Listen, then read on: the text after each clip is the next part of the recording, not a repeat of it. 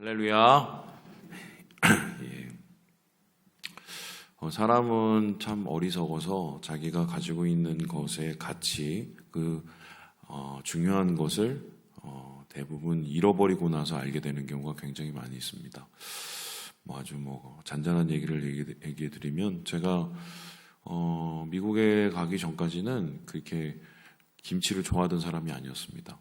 어머니 김치 담가 놓으시면 열심히 담가 놓으시면 한 점 먹고 말고 막 옛날에 이랬거든요. 근데 미국에 이제 갔더니 김치 먹기가 그날 결코 쉽지가 않아서, 또 굉장히 비싸고 막 이래 놓으니까 누가 이제 성도님들 중에 이제 김치 하시면 조금씩 나눠주시면 그걸 진짜 꿀같이 빨아먹었죠. 뿐만 아니라 이제 어머니 끓여주시던 된장찌개 이런 거 생각이 나고, 또 한국에서 먹던 밥 이런 거 생각나고, 없어져 보니까 이제 알게 되는 거죠. 그런데 이런 것은 사실은 영적인 것도 거의 마찬가지인 것 같습니다. 우리가 이제 매일 여기 와서 이제 예배를 드립니다. 심지어는 우리가 이것을 어떨 때는 굉장히 습관적으로 드립니다.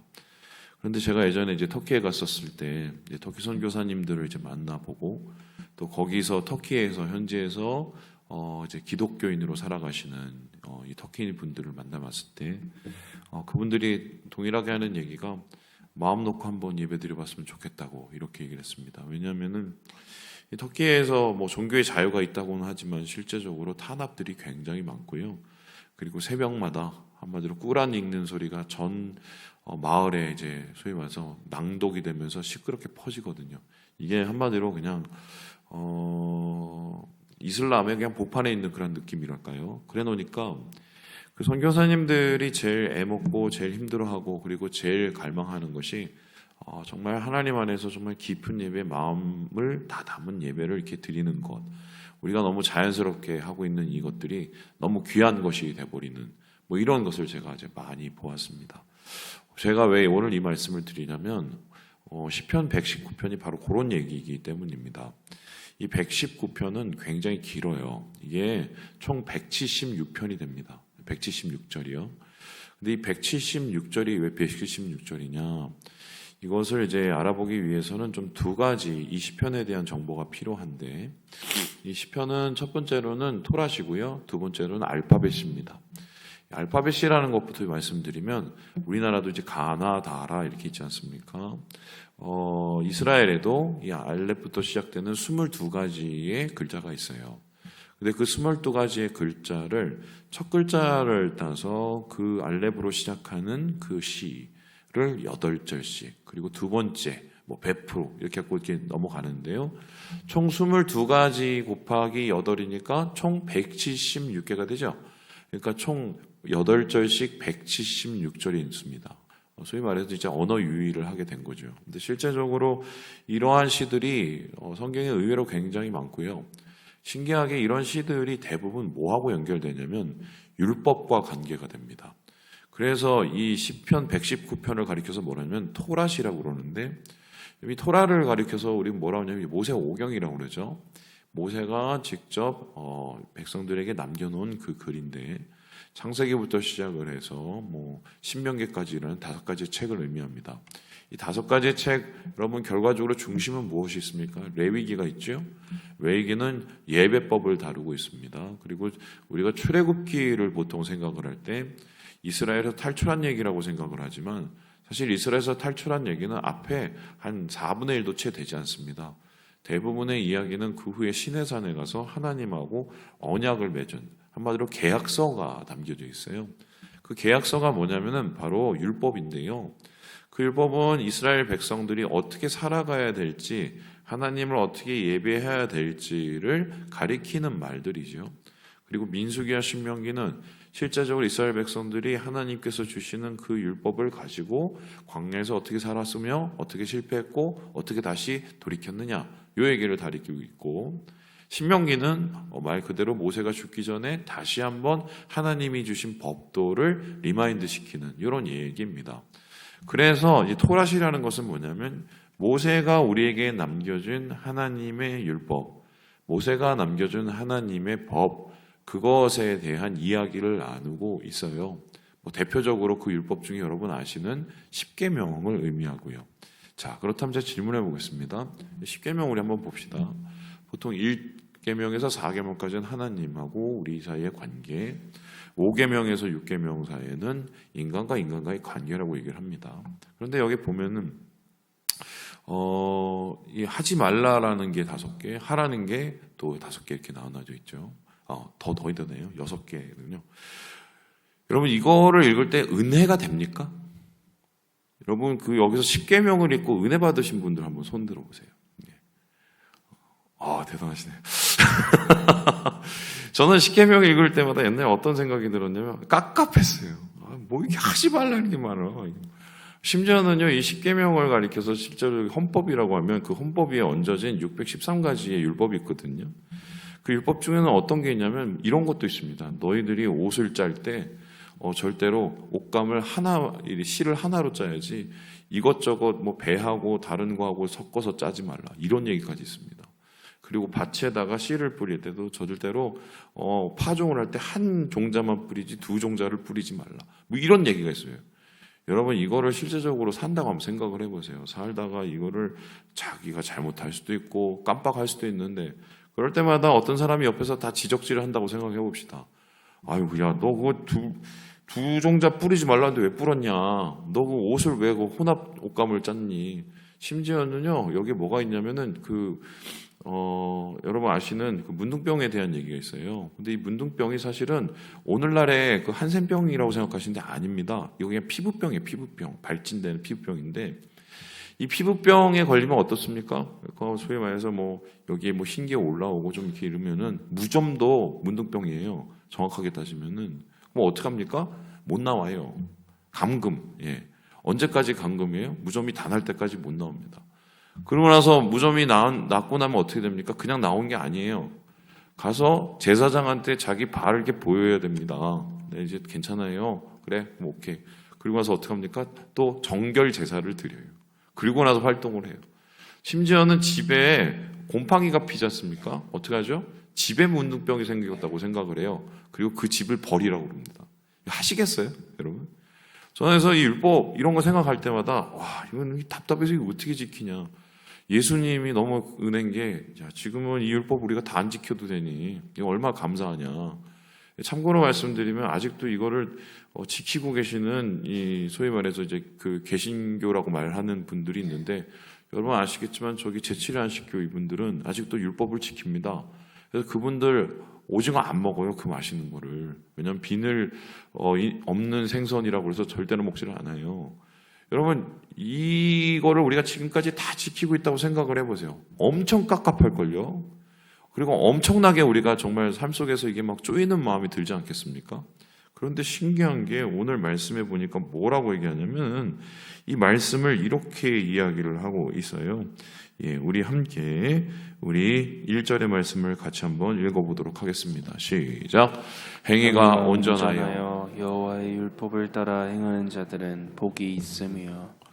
야, 아쉐르 이렇게 하는데 아쉐르가 뭐냐? 너무 부럽다라는 겁니다. 이걸 복이 있다는 건데 너무 부러워 죽겠어. 뭐가 부러워 주냐? 여호와의 율법을 따라서 사는 사람들 너무 부러워 죽겠어. 저는 이 말씀 자체로 보면 진심이 안 느껴지거든요. 야, 그걸 하나하나 뭐 613가지를 따지고 야, 이게 어떻게 복이 있어요? 그냥 한 번이라도 좀 이렇게 쉬고 편하게 지내는 게 이게 복이 있는 건데 이걸 복이 있다고 얘기를 합니다. 그리고 이 뒤에 말씀을 보면 뭐냐면 이게 뭐 주님의 율법은 뭐 꿀송이보다 달다 뭐 이런 얘기를 합니다. 저는 이제 맨 처음에 이 이야기를 볼 때 이게 빠져 이게 도대체 아니 이런 건 이게 돼요. 우리가 못됐어서 하나님께서 좀 이렇게 우리 못된 인생을 좀 좋게 만들려고 법을 주시니까 내가 한번 억지로 지켜볼게. 이게 오히려 더 다가오지. 이야, 이 율법 이거 진짜 대단한 거야. 이게 정말 꿀송이보다 더 달고 이거보다 더 완전한 건 없어. 이렇게 사는 사람은 정말 최고야. 이건 뭐 복받은 사람이야. 너무 부러워 죽겠어. 진심이 안 느껴지는 책이거든요. 그럼에도 불구하고 이 책이 성경에서 가장 긴 장이에요. 한마디로 이 119편 하나를 가지고 그냥 뭐 야고보서, 빌립보서 이런 것 좀 책을 하나도 만들 정도로 긴 장입니다. 그리고 사람들이 119편을 굉장히 애송했다고 그래요. 왜 그랬을까요? 왜 그랬을까요? 이거는 119편의 저작 시기하고 굉장히 깊은 관련이 있는데 이 119편이 언제 지어졌느냐? 학자들에 따라서 여러 가지의 의견이 있지만은 여기에 나온 표현들, 또 여기에 나온 여러 가지의 정황들, 그리고 여기에 나온 이제 환란과 고난에 대한 이야기들을 잘 살펴보면서 보통의 경우는 많은 사람들이 이 학자들이 119편은 바벨론 포로기 이후라고 생각을 합니다. 그래서 이 에스라 여러분 아시죠? 에스라가 이제 귀환할 때 율법을 들고 귀환을 했죠. 그리고 그 율법을 들고 어떻게 했습니까? 이스라엘 백성에게 낭독을 하고 이스라엘 백성이 그 낭독하는 율법을 다 서서 듣고는 울면서 회개하는 뭐 이런 장면이 나옵니다. 야, 이런 장면을 우리가 봤었을 때 참 은혜롭다라고 생각하지만 사실은요, 흥미로운 건 이스라엘 백성들은 원래 예루살렘 혹은 바벨론으로 쫓겨가기 그 이전에는 율법에 별로 관심이 없었어요. 왜 그랬는가? 뭐 아주 대표적으로 알 수 있는 게 요시야를 한번 생각을 해봅시다. 요시야 왕이 뭘 했습니까? 종교 개혁을 했죠. 종교 개혁을 뭐부터 했습니까? 성전을 청결하는 거, 성전을 청소하는 것부터 시작을 했어요.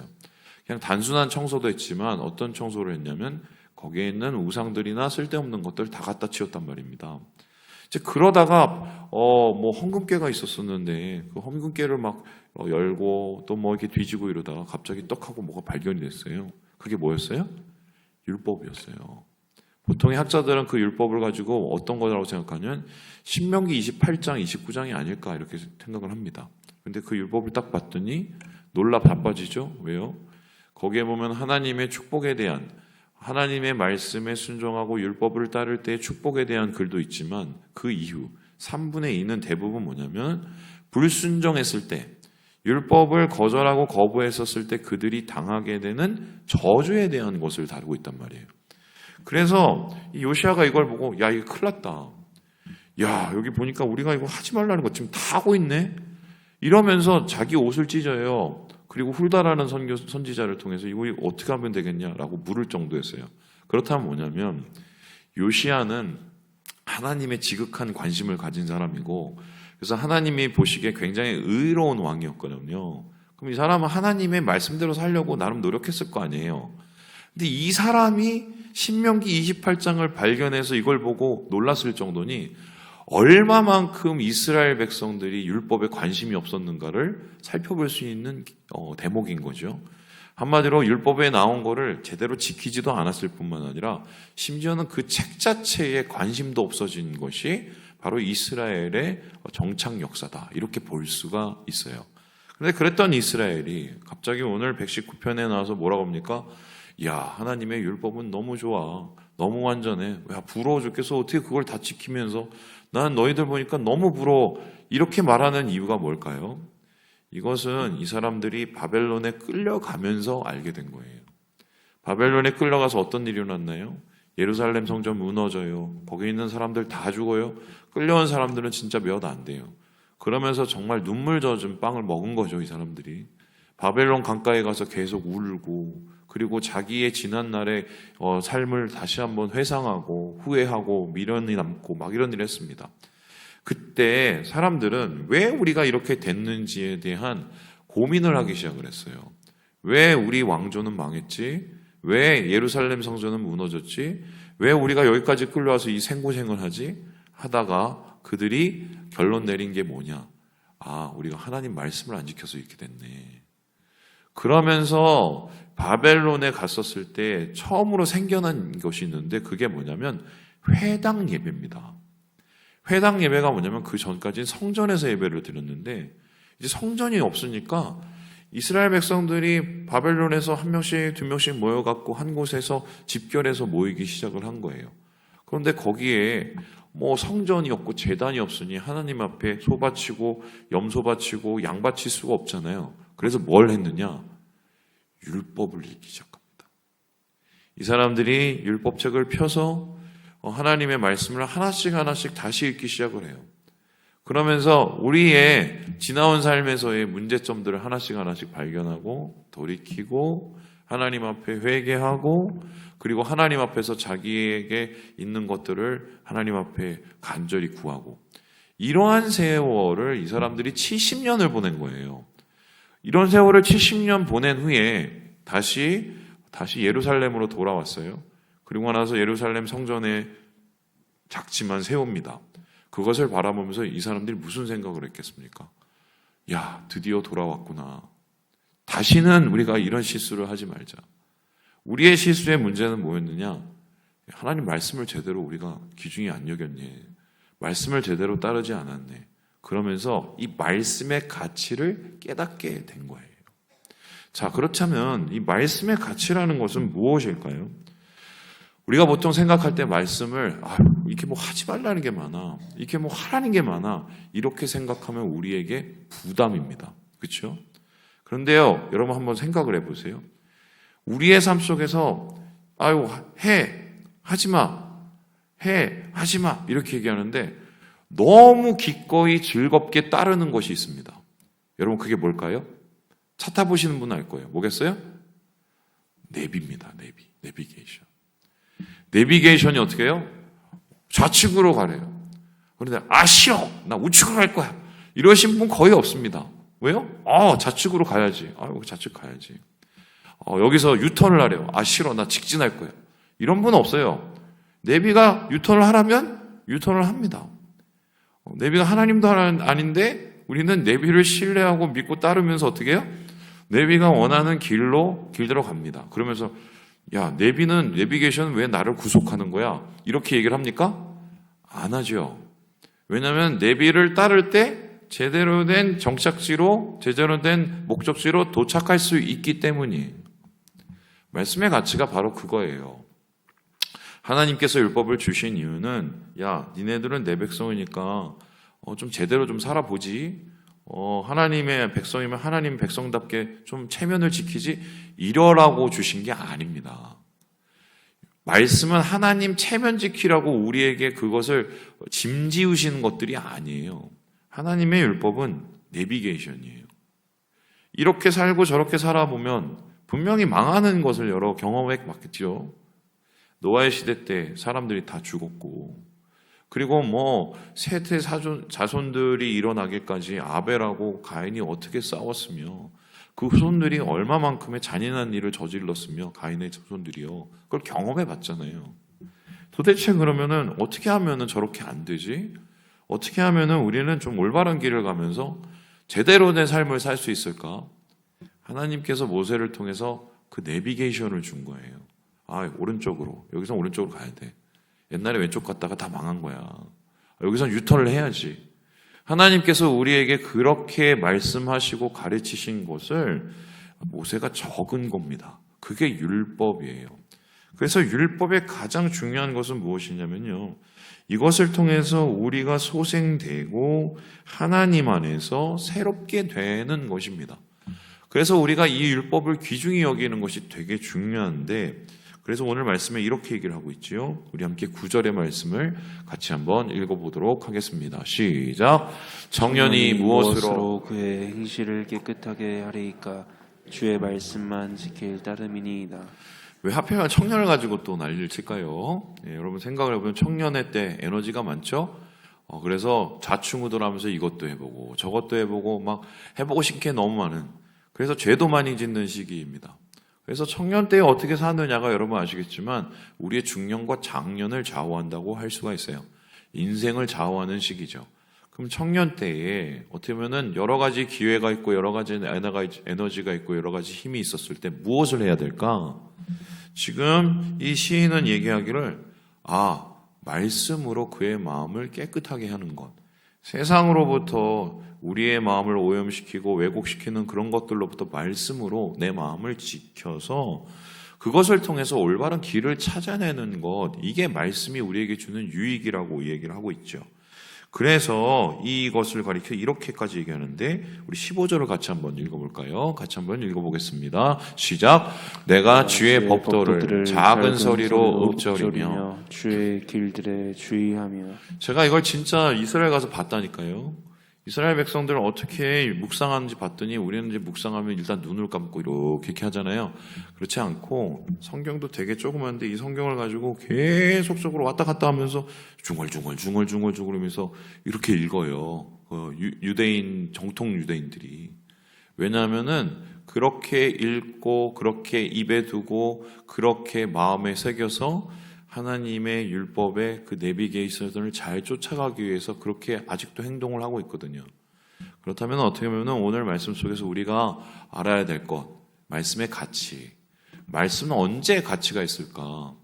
교회 나와서 말씀 듣고 감동받고 돌아가고 이런 것도 좋지만 그건 그때뿐일 수 있어요. 마음 잠깐 움직였다가 세상 가면 또 똑같아지면 그게 말씀의 가치는 아니죠. 말씀의 가치는 뭐냐면 우리의 삶을 인도하는 거예요. 우리의 삶 속에서 하나님께서 무엇을 원하시는가를 이 말씀 속에서 성령의 감동을 통해서 발견해낼 때 비로소 말씀이 말씀다운 역할을 하게 된다. 이게 오늘 말씀 속에서 우리가 찾게 되는 이야기입니다. 우리 5월이 시작이 되었습니다. 여러분 5월 한 달은 어떻게 사시겠습니까? 여러분 지난 연도 또 지지난 연도도 많은 5월이 있었지만 5월은 여러분 우리의 삶 속에서 어떻게 보면은 우리 계절 속에서 가장 왕성하게 뭔가를 시작할 수 있는 시기예요. 인생으로 따지고 보면은 청년의 시기입니다. 청년의 계절이에요. 이 5월 이 청년의 계절에 여호와의 말씀을 여러분의 말씀 속에 마음 속에 간직하시면서 오늘도 주님과 함께 길을 걸어가시고 주님의 내비게이션을 따라가시는 이 한 달 되시기를 주님의 이름으로 축원합니다.